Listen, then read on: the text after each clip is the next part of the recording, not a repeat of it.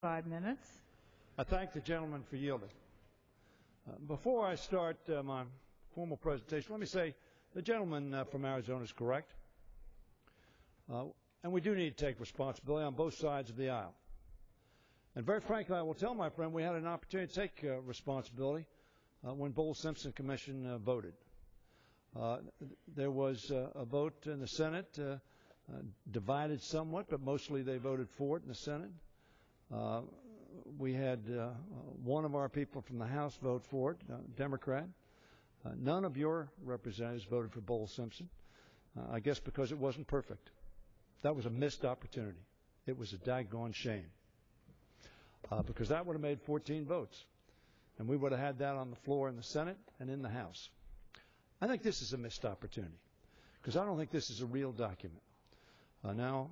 Frankly, I also think that we had a deal. We had a deal at what the discretionary number was going to be, or as we call it in the jargon of inside the House, the 302A allocation, which the gentleman as a member of the Appropriations Committee knows about. We had a higher number. You had a lower number. We made a deal in between. We haven't kept that deal. We haven't kept that deal because you couldn't get the votes in your committee, in the Budget Committee, for that deal. So here we are. Mr. Speaker, Madam Speaker, excuse me. The chairman of the Budget Committee has spoken of a choice between two futures. He is correct in framing it this way. The budget he proposes would end Medicare's guarantee, cut taxes for the wealthiest, and place our economic recovery at risk. Robert Greenstein, head of the Center for Budget Policy Priorities, described the Republican budget this way, and I quote, it would likely produce the largest redistribution of income from the bottom to the top in modern U.S. history, and likely increase poverty and inequality more than any other budget in recent times. Now, that is not a budget on which we proceed where you have a Senate that is chaired by the Democratic Party, Majority Leader, and a Democratic President. You're not going to get consensus on that kind of a budget. So this is essentially a statement of purpose and vision by one party, not a document that anybody thinks is going to pass. However, that is a future we simply cannot afford. In fact, the Republican proposal is not a realistic budget at all, I would suggest to you. Nobody believes in its premises that we as a nation are suddenly going to decide to savage our domestic programs and leave the most vulnerable out in the cold. That's not America. That's not the values that we share as a country. This disastrous budget ends the Medicare guarantee, increasing costs for seniors. It cuts Medicaid by a third. That's the most vulnerable in America, the poor in America. My faith doesn't teach me that's the kind of policy I want to support. I don't think anybody's faith teaches us that. We want to take care of those who need the most help. It will jeopardize access to affordable health and nursing home care for seniors, the disabled, and low-income families who depend upon it.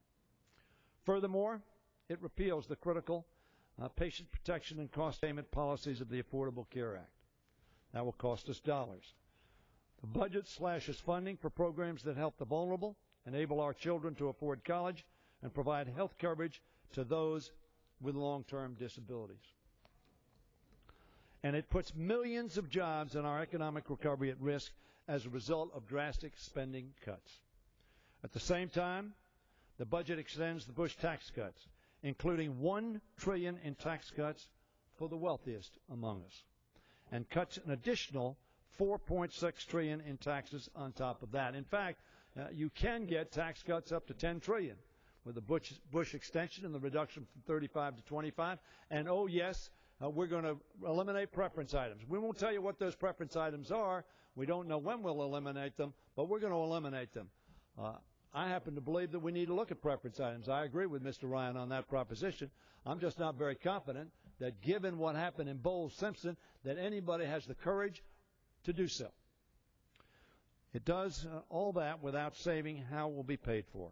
Presumably, as I said, by eliminating deductions that middle-class families rely on to send their kids to college and afford their homes. Now, let me say this. I have said in the past. I say again today, we must have a big, bold, balanced deal. That will affect entitlements, it will affect revenues, and it will affect expenditures. Can I have 2 more minutes? Could I yield the gentleman another 2 minutes? Can you do that? a minute, and then maybe we can do another minute? 1 more minute. Nice for an additional minute. I tell my friend of my deep disappointment, because I think the chairman of the Budget Committee certainly is one of the individuals in America who can be part of the solution. But not being part of the solution, proposing something that is clearly unacceptable to this side of the aisle, to the President, we need to come together and come to agreement. A future where the Medicare guarantee is preserved and seniors' health security is protected. A future where students who work hard, take responsibility for themselves, and get accepted to college won't have to worry about whether they can afford to go. A future where we help businesses create millions of jobs here at home that won't be shipped overseas. A future, ladies and gentlemen, where the deficit is reduced in a balanced way. That's the key. We all know it's the key, with everyone pitching in. Any of the Democratic alternatives, in my opinion, would be better than this Republican budget. And I don't agree with everything in each one of those budgets, clearly. We have a choice tonight, today, tomorrow, of 2 futures. And that choice, I thank you, and that choice couldn't be clearer. Ladies and gentlemen of this House, I urge you to stand together in defeating this budget and passing one that will bring our middle class and working families not a grim future, but a bright future. And in conclusion, let me say this. Whatever happens to this budget, any of these budgets on the floor, is not going to be the final word. It perhaps will not even be the beginning word. We need to solve this issue. And we need to do it not by pointing fingers at one another, not by pretending that it's going to be simple, not by pretending we're going to be able to make happy all of our supporters. We won't be. The hole we've dug is way too deep. The decisions we will make are way too tough. And the only way we will make them is to join hands and look the American public in the eye and say, we have to have a balanced deal. We have to do all that is necessary to put this nation on a fiscally sustainable path. For the chairman's children, for the ranking member's children, for my children, my grandchildren, and yes, my 2 great-grandchildren. And I yield back the balance of my time.